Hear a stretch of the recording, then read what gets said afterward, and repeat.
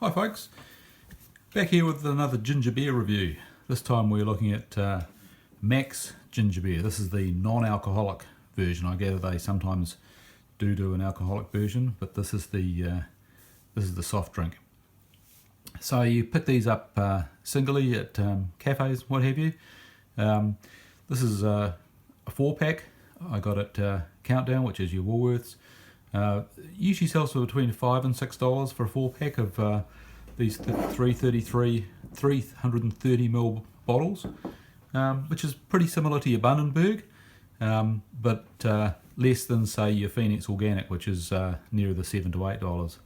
Max is it was started by Terry McCash and the All Black back in 1981, I think, to compete with the duopoly at the time of Lion and DB breweries, but ironically he then sold out to Lion before starting up again as McCashins, which I think is now trades as Stoke, and also maybe makes the Rochdale cider.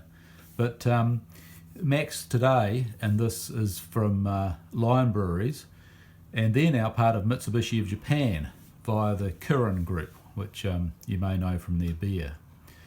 So there you go. Have a look at the website. It's not too bad. Bit of animation. The nutritional info is provided, so we do know what's in here, which is always a beautiful thing. They make beers, sodas, and ciders. So there's a bit of a range there. The only problem I had was when I had a look for the info on the ginger beer, they just released a new stout, which looks interesting, but despite clicking on it, there's actually no link, so there's a picture, but that's all you're going to get. So what have we got here in this ginger beer? Now, this, like the Bundaberg, this does actually have some sediment at the bottom, which settles out, and so I have inverted the bottle, so if you can see a slight cloudiness to it, that's because I've already inverted it.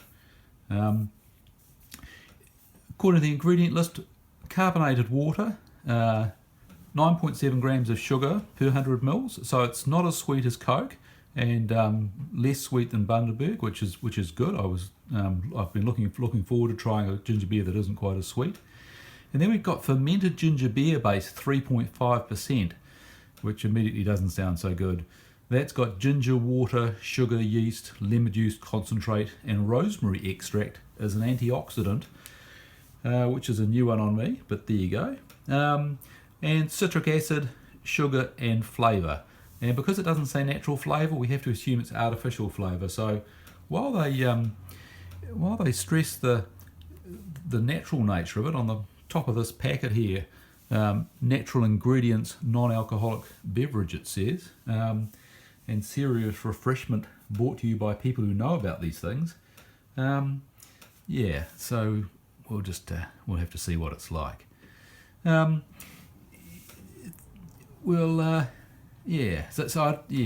It's if you're talking about a ginger beer base, I presume what you really got is some sort of ginger beer concentrate, and that may well have been brewed, but you're really ending up with something a bit like what you'd make in a soda stream. You've got fizzy water with some sugar in it, and you're adding a concentrated flavour to it. So it sounds a bit of a mixture of good and bad. But let's open it up. One of these very similar tear tabs to your Bundaberg. The main trick here is not to cut yourself. You can see I've already cut myself once, although that was with a very sharp kitchen knife. And let's have a look here.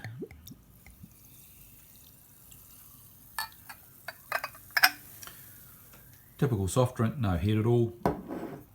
You can probably see that it's a sort of pale fawn cloudy colour, similar to your Bundaberg, but quite a bit paler. Now, what do they say it should taste like? They reckon it's serious refreshment brought to you by people who know about these things. Ginger beer has been made at Max for longer than we can remember, and our latest has all the warm spiciness of real ginger. So yeah, it's, as per the ingredient list, there is actually some ginger in here, which is a good thing. Ginger beer is a great New Zealand tradition. Unfortunately, it's a tradition which frequently involved something that came in large fizzy drink bottles and had a propensity to explode because your auntie used too much sugar. Max ginger beer, on the other hand, is perfectly crafted with the ideal balance between sweetness and spiciness. The result is more refreshing than a trip down a water slide on a scorching hot summer's day. Okay, well, we'll give it a go.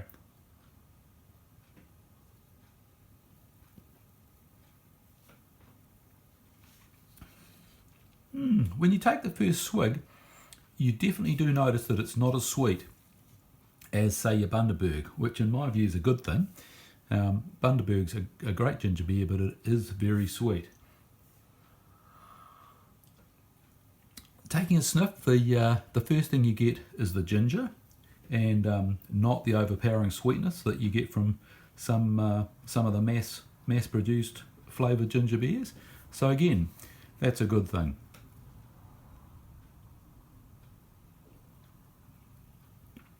It's pretty strongly carbonated, and there's a reasonable gingerness. Might be slightly more prominent than Bundaberg, but it'll be a close run thing. But what lets it down, I think, is it's a lack of depth. You see it on the colour.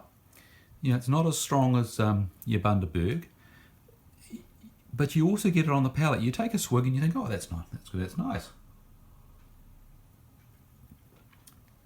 But only a few seconds after you swallow it, most of the flavour's gone, and you're just left with a hint of ginger and a bit of sweetness. And I suspect that that's the problem, because if you work through what you're actually drinking here, you've got 3.5% ginger beer base with some artificial flavours. So in one of these bottles, you've got about 10 mils of ginger beer base diluted with sugary fizzy water.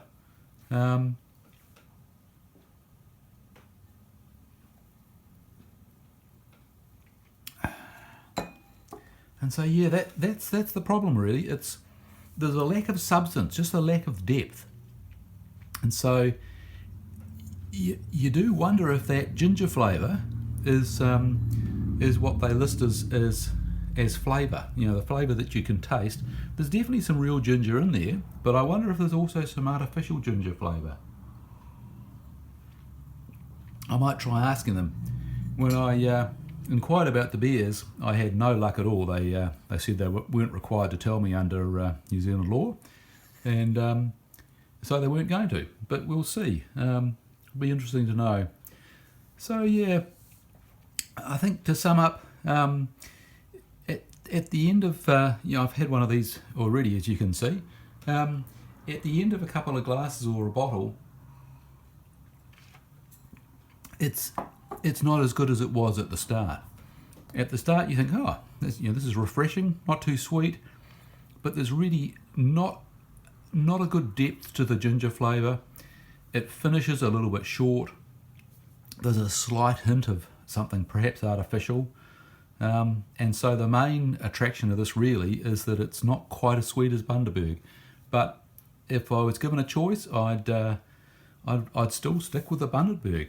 So, well, I'd give it 6 out of 10, and really that's giving it an extra point for a lack of sugar. So, yeah, bit of a disappointment, but there you go. Max Ginger Beer. Hope you enjoy what you drink. Cheers.